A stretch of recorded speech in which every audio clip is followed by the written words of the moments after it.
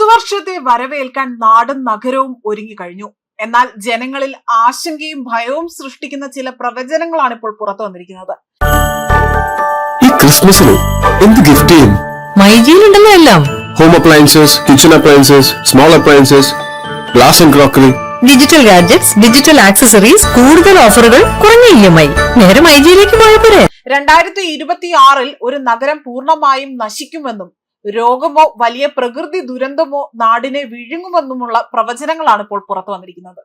എന്നാൽ പുറത്തു വരുന്ന പ്രവചനങ്ങൾക്ക് പല നിർവചനമാണ് വിശകലന വിദഗ്ധരും അതുപോലെ ശാസ്ത്രജ്ഞരും നൽകിയിരിക്കുന്നത്. ഫ്രഞ്ച് ജ്യോതിഷി കൂടിയായ നൊസ്ട്രഡാമിന്റെ പേരിലെ ചില പ്രവചനങ്ങളാണ് ഇപ്പോൾ പുറത്തു വന്നിരിക്കുന്നത്. ഇതിനു മുൻപേ തന്നെ ബാബ വാങ്ക അടക്കം 2026 സംഭവിക്കാൻ പോകുന്ന ചില കാര്യങ്ങളെക്കുറിച്ച് പ്രവചനം നടത്തിയതായുള്ള വിവരങ്ങൾ പുറത്തു വന്നിരുന്നു. 2026 വർഷം അതിഭയാനകം നിറഞ്ഞതായിരിക്കുമെന്നാണ് ബാബ വാങ്ക പ്രവചിച്ചത്.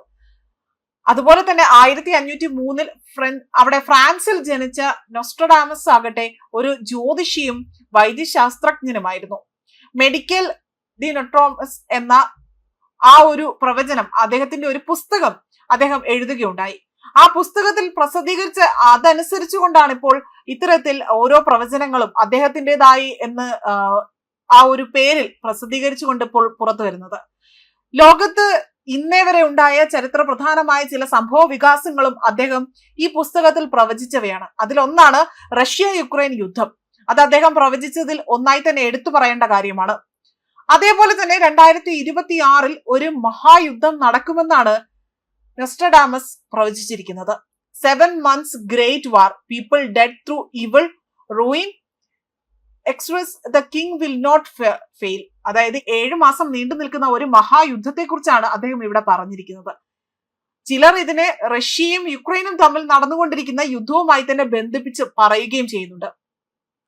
അടുത്തതായി തന്നെ ദ ഗ്രേറ്റ് സ്വാറം ഓഫ് ബീസ്, അതായത് രാത്രിയിൽ വലിയ തേനീച്ചക്കൂട്ടത്തിന്റെ ആക്രമണം എന്ന പരാമർശം അതാണ് അദ്ദേഹം നടത്തിയിരിക്കുന്നത്. ഇതിനെ ചിലരാകട്ടെ ഡ്രോൺ യുദ്ധവുമായി തന്നെ ആളുകൾ ബന്ധിപ്പിക്കുന്നു എന്നതാണ്. മാത്രമല്ല തേനീച്ച ചരിത്രപരമായി തന്നെ സാമ്രാജ്യത്തെ പ്രതിനിധിക്കുന്ന ഒരു രീതിയാണ്. അതിനെയാണ് ഇവിടെ എടുത്തു പറഞ്ഞിരിക്കുന്നത്. അടുത്തതായി തന്നെ the great man will be stuck down in the day by the thunderbolt, അതായത് ലോകത്തെ ഒരു മഹാനായ മനുഷ്യൻ മരിക്കുമെന്നതാണ് ഇത് സൂചിപ്പിക്കുന്നതെന്നും ആളുകൾ പറയുന്നു. അപ്രതീക്ഷിതമായി ലോകത്തെ ശക്തനായ ഒരു വ്യക്തി മരിക്കുമെന്നതാണ് ഇത് സൂചന നൽകുന്നത്.